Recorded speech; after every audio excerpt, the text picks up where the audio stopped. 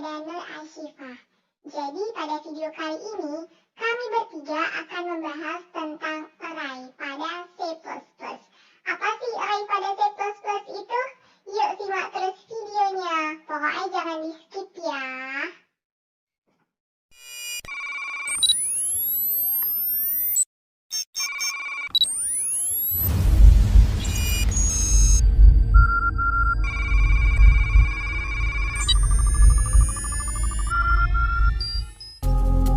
Halo sahabat pemrograman. Dalam dunia pemrograman terdapat beberapa bahasa pemrograman. Salah satu bahasa pemrograman adalah C++. Dalam bahasa pemrograman C++ terdapat banyak penggunaan variabel, salah satunya adalah penggunaan array. Semakin berkembangnya dunia teknologi menjadikan banyak pemrograman menggunakan array untuk menyelesaikan tugas dan mempermudah pekerjaan.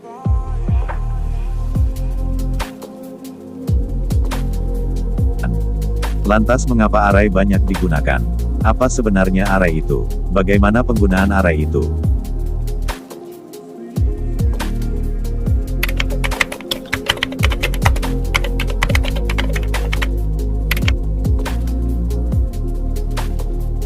Array atau biasa disebut larik adalah sebuah variabel yang dapat menyimpan sekumpulan data dan memiliki tipe data yang sama.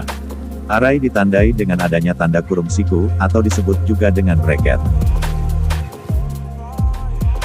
Array sendiri memiliki tiga macam jenis, yaitu array 1 dimensi, 2 dimensi dan 3 dimensi atau banyak dimensi.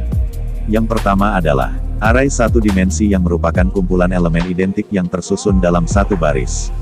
Elemen tersebut memiliki tipe data yang sama, tetapi isi dari elemen tersebut bisa berbeda. Bentuk penulisan array 1 dimensi, yaitu tipe data, nama array, jumlah elemen. Yang kedua adalah array 2 dimensi. Array 2 dimensi merupakan kumpulan data yang terdiri dari n baris dan m kolom. Atau merupakan array yang mempunyai dua subskrip, yaitu baris dan kolom. Bentuk array ini seperti matriks.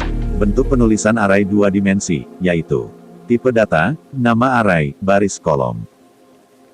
Dan yang terakhir adalah array 3 dimensi atau banyak dimensi yang merupakan kumpulan data yang terdiri dari beberapa subskrip, biasanya 3 dimensi memiliki subskrip lebih dari 2. Bentuk penulisan array 3 dimensi, yaitu tipe data, nama array A, B, C.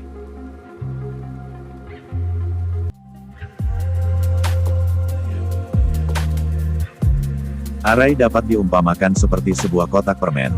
Di dalam kotak tersebut terdapat batas-batasan untuk meletakkan permen.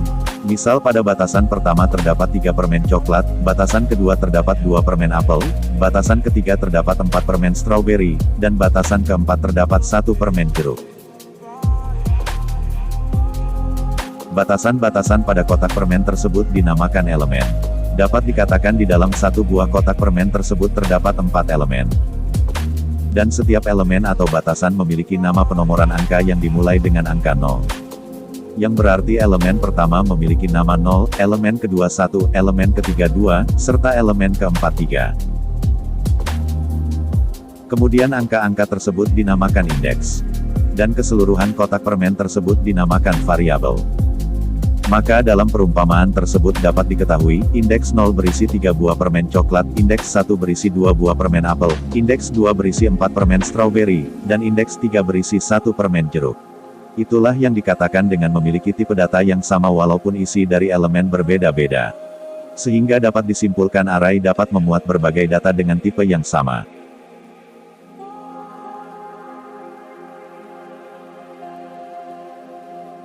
Lantas apa sih keunggulan array itu? 1. Array sangat cocok untuk pengaksesan acak. Sembarang elemen di array dapat diacu secara langsung tanpa melalui elemen-elemen lain. 2. Jika berada di suatu lokasi elemen, maka sangat mudah menelusuri ke elemen-elemen tetangga, baik elemen pendahulu atau elemen penerus. 3. Jika elemen-elemen array adalah nilai-nilai independen dan seluruhnya harus terjaga, maka penggunaan penyimpanannya sangat efisien. Namun di balik keunggulannya, tentu saja array juga memiliki berbagai kelemahan. 1. Array mempunyai fleksibilitas rendah, sehingga tidak cocok untuk berbagai aplikasi karena array mempunyai batasan. 2. Ukuran file yang sangatlah besar, sehingga tidak efisien dalam penggunaan memori. 3. Jika array bertipe homogen, maka user tidak dapat mempunyai array di mana satu indeks adalah karakter utamanya.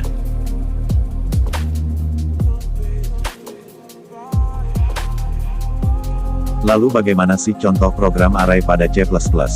Berikut ini adalah contoh array satu dimensi. Pada contoh tersebut telah terlihat contoh program untuk menampilkan nilai indeks.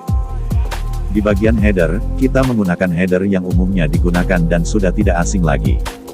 Selanjutnya kita menggunakan tipe data integer, karena kita akan mencari nilai indeks yang berupa angka. Setelah itu, kita masukkan array dengan indeks 5, maka nilai maksimal indeks yang dapat ditampung adalah 5. Di sini kita masukkan angka 10, 20, 30, 40, dan 50. Setelah itu, ini adalah cara untuk menampilkan array dengan cara yang sudah deklarasikan. Cara tersebut dibuat dengan perulangan, supaya pengulangan tersebut mempersingkat pemrograman. Selanjutnya kita jalankan programnya maka akan menampilkan hasil seperti berikut. Selanjutnya adalah contoh array 2 dimensi. Langkah awal yang harus dilakukan adalah pahami bentuk penulisan array 2 dimensi, yaitu tipe data dan nama array, sehingga terlihat jelas bahwa sebuah array 2 dimensi bisa digunakan untuk menyelesaikan persoalan yang mempunyai baris dan kolom seperti tabel, matriks, dan lain-lain. Pada contoh telah terlihat bahwa kita akan membuat sebuah program matriks ordo 3x2. Seperti bentuk penulisan array maka terlihat bahwa kita menggunakan tipe data integer, karena isi matriks adalah angka bilangan, dan kita menggunakan nama array dengan matriks, serta terlihat juga bahwa 3 adalah baris dan 2 adalah kolom. Dalam proses pendeklarasiannya harus menggunakan kurung kurawal, di mana kurawal pertama berfungsi untuk mendeklarasikan isi dari matriks secara keseluruhan, dan kurung kurawal kedua berfungsi untuk mendeklarasikan setiap baris. Dan terlihat pada bagian 1, 2, adalah baris pertama, 6, 7, adalah baris kedua, dan 4, 5, adalah baris ketiga. Sedangkan untuk kolom pertama terdapat 1, 6, 4 dan kolom kedua berisi 2, 7, 5. Dan harus diperhatikan juga peletakan tanda koma, di mana setelah satu baris maka letakkan koma, begitu juga dengan kolom setelah satu angka untuk menyatakan kolom pada tabel atau matriks maka harus dibatasi dengan tanda koma. Setelah selesai proses pendeklarasian, maka selanjutnya adalah dengan membuat perulangan atau looping. Pada array dimensi 2, maka perulangan atau looping yang dilakukan sebanyak 2 kali. Jika diperhatikan, perulangan yang dibuat pada program sebanyak 2 kali, di mana perulangan I berfungsi untuk baris, dan perulangan J berfungsi untuk kolom. Setelah selesai proses looping maka selanjutnya adalah gunakan perintah count artinya tampilkan. Sehingga setelah semua program sudah siap untuk dijalankan, maka hasil akhirnya adalah. Dan yang terakhir adalah contoh array 3 dimensi atau multidimensi. Caranya pun tidak jauh berbeda dengan array 2 dimensi dan 1 dimensi. Yang berbeda hanyalah terletak pada indeksnya saja. Untuk memanggilnya pun kita hanya membedakan dengan perulangan saja. Jika array 1 dimensi, maka 1 perulangan dan array 2 dimensi, maka 2 perulangan. Begitu juga dengan array 3 dimensi, maka kita menggunakan perulangan bersarang dengan 3 tingkatan perulangan.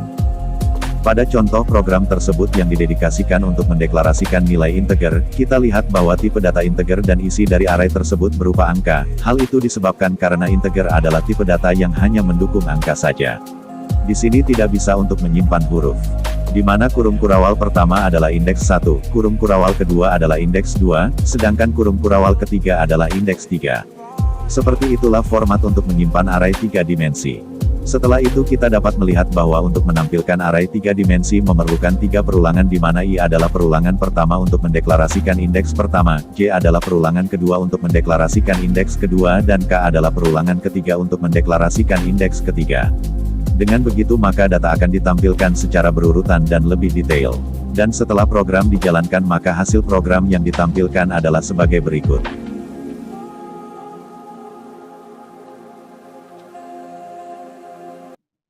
Nah, itu tadi penjelasan singkat tentang array. Ternyata array itu nggak terlalu susah ya. Jadi kalau masih ada yang belum paham, bisa diulang-ulang lagi videonya. Sekian dulu video penjelasan tentang array kali ini. Semoga bermanfaat.